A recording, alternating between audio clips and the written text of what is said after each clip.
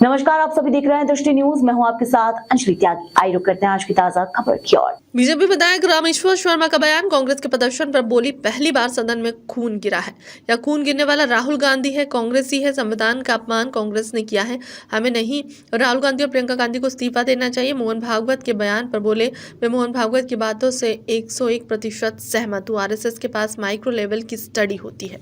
राहुल के व्यवहार से, प्रियंका के व्यवहार से जो लोकसभा में अमर्यादित व्यवहार हुआ और वयोवृद्ध सांसदों को धक्का देकर जो कांग्रेसी सांसदों ने गिराया, उनको घायल किया, मैं समझता हूं कि हिंदुस्तान के इतिहास में लोकसभा के पटल पर पहली बार सांसदों का खून वहां पर गिरा है।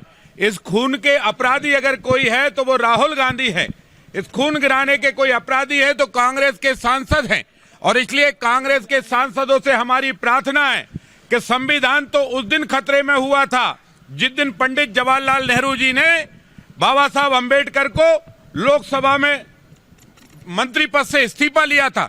संविधान का अपमान तो उस दिन हुआ था जिस दिन बाबा साहब अंबेडकर को लोकसभा का चुनाव कांग्रेस ने हराया था।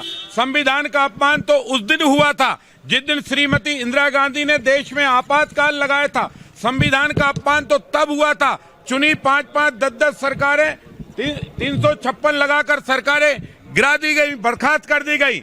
आज अमित शाह जी ने ये कहा है कि अगर अंबेडकर जी की बात मानते हो तो अंबेडकर जी का सच्चा आरक्षण किसी ने दिया है, अनुसूचित जाति के लिए, जनजाति के लिए, पिछड़े वर्ग के लिए, तो वो भारतीय जनता पार्टी की सरकार, नरेंद्र मोदी जी की सरकार ने दिया है।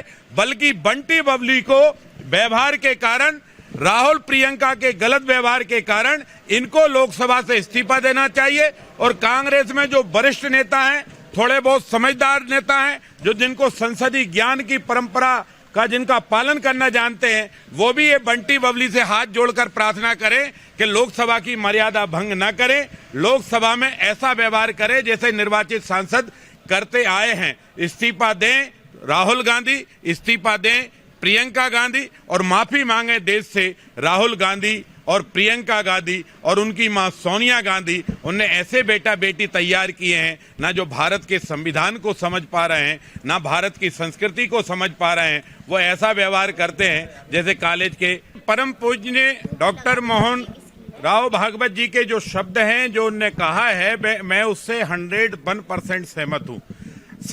धर्म संसद के जो विषय हैं, उन विषय वस्तु के आधार पर संत समाज हमारा मार्गदर्शन करता है। आजकल तथाकथित कभी भी कोई भी झंडा लेकर खड़ा हो जाता है और कहीं भी कुछ करने लगता है, ना प्लान है, ना जानकारी है, ना कुछ है।